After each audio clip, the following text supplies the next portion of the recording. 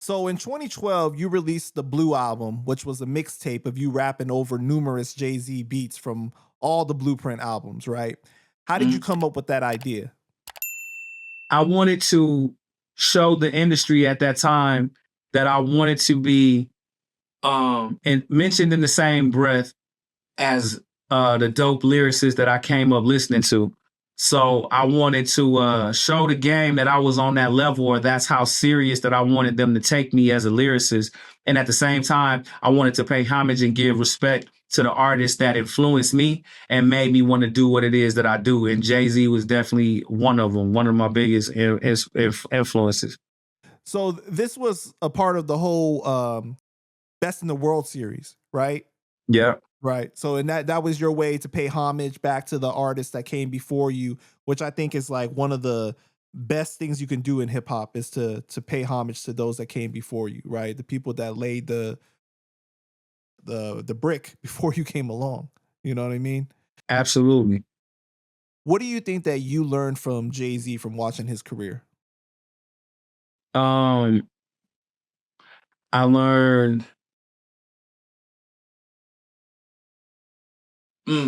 or what you took from his rap style, you know? For one, authenticity. I always felt like Jay-Z was telling his authentic truth.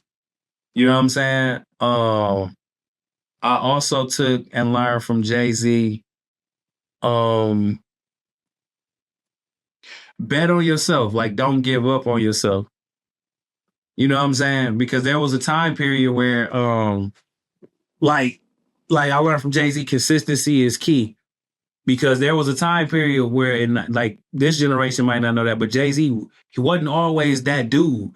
He just stayed consistent until his time came and people caught up to, he was always making dope music, but it was like it took the world a second to come around to get on his wave. And once he had his wave, he capitalized on it. He put that motherfucker in a chokehold. So I learned that too, that when it's your time, like just stay consistent and just stay at it. For sure, man.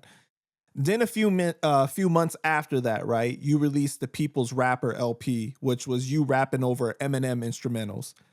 How big of an influence was M on you? I can remember just being a Michigander and just being proud, you know, that somebody from the crib had took it to the levels that he took it to. And so, you know, man, and yeah, just when he came out, wasn't nobody rapping like him. And if somebody in the comments, yes, it was a whole, listen, I'll put it like this.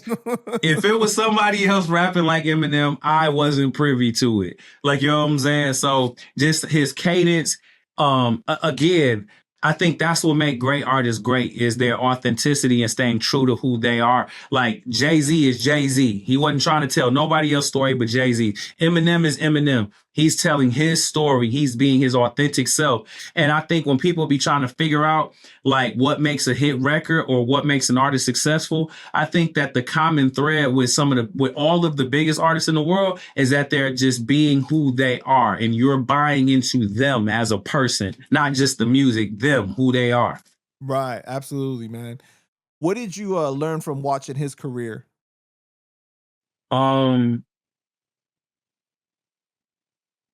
What did I learn? That evolution and growth is inevitable as a human, and it's going to always manifest itself through the art. So embrace growth, embrace evolution, embrace the evolution of your art. Don't run from it. If you listen to Eminem's music, Slim Shady LP Eminem is nothing like Kamikaze Eminem. The things that we've listened to him grow the fuck up over the years. Each album, you can hear him growing up and as a man.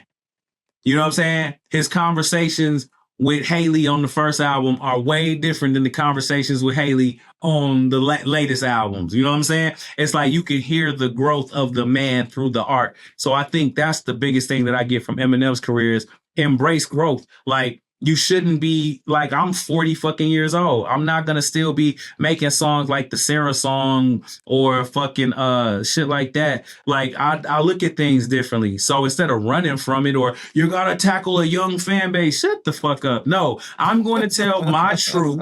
You know what I'm saying? I'm gonna tell my truth, and whoever resonate with it, they'll fuck with it, and whoever don't.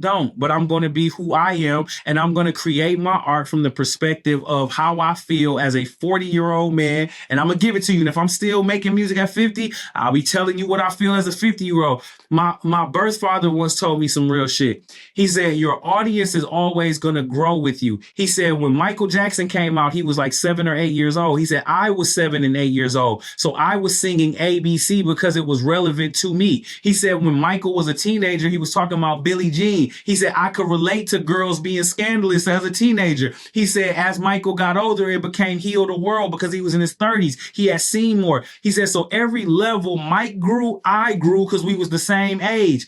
People that's my age need a 40, that voice that was the Jon Connor voice that they were listening to when they were 18. They still need me to talk to them now.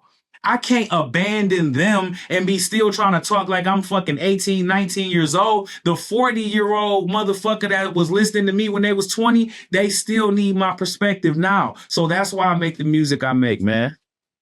That's dope, man. So in the past, there was a little sibling rivalry between Flint and Detroit. How did the Detroit rap scene influence you? I think the Detroit rap scene, like we like Esham and Flint. He is from Flint. I mean, and he's from Detroit, and we love Esham and Flint. Um, like we like I'm trying to think of other Detroit because like Flint and Detroit really like yeah, it was very separate for a long time. But I think how Detroit influenced me, personally, Denon Porter was one of the first people to believe in me. Like, you know what I'm saying? Like Shout that out was a to the person. nine, man. Yeah, Talented that brother. yeah, just a person that I wasn't from Detroit and he didn't know me, but he just reached out because he saw me working so hard and just wanted to pull me aside and give me game. So early in my career, Denon reached out. Early in my career, Royce has always been there for me, like at different times in my career. Um, Man, shouts to Kid Vicious, who was like my brother. Love that dude. Yo, shout out to Kid Vicious. I just spoke to him the other day, man. Yeah, he's a good dude, man. Good dude. Yeah. Shouts to fucking Stretch Money. That's like my brother. Shouts to Valid. Shouts to Foul Mouth. It's funny. In certain ways, Detroit embraced me more than Flint did at different times in different situations. So I got nothing but love for Detroit. Like they've always welcomed me with open arms at every point in my career. I love Detroit. Did you ever like venture off into battle rap like early on in your when you were younger? No, no, I have too much respect for what they do.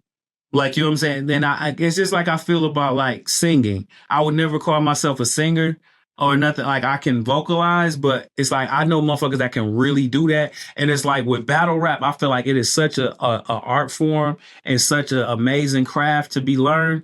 It's like I know my lane. I'm a lyricist and I'm a songwriter. But what they do, I know I can't do that, man. Right, Like you know what I'm right. saying. But I got friends in battle rap. Shouts to Hollow the Don. Shouts to Daylight. Shouts to Averb. I think that Loaded Lux and Murder Mook are probably the goats, like you know what I'm saying, of battle rap of all time. But I just got done watching Loaded Lux versus Twerk. So yeah, I'll be watching. I'll be watching like that shit like professional boxing to me. I love that shit. Yeah, for sure, man.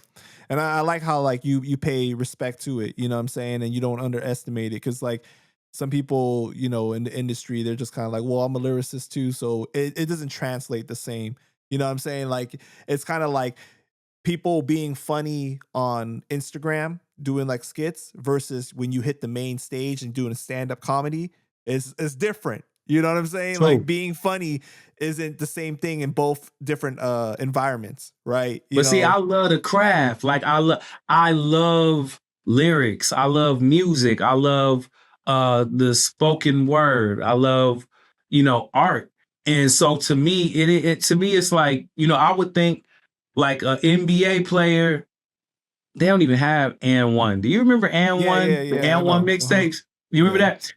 Shit, like or how cats will go down to Rucker Park or in New Right. I was York just or about to say that. I was just about to how they say would go to the that. Rucker. It's Yeah. like right, like how you would have NBA dudes going to the Rucker because it's like, yo, I'm nice. Like you know what I'm saying? It's like you love the craft, you love I the mean, game. you'll have some of the skill set obviously to do it, but it's still gonna be street ball is gonna be different from league ball. You know what I mean? Like there's Yeah, still gonna be a little bit of you adjusting to it. You know, and I don't think that yeah, people always keep that in mind. You know what I'm saying? Because like battle rap is not just like the lyricism, it's knowing how to pause at certain times. It's like telling a yes. joke, right? It's like It's when you pause yes, and you look, yes. you give a certain look or something like that. That's what you're playing off the crowd.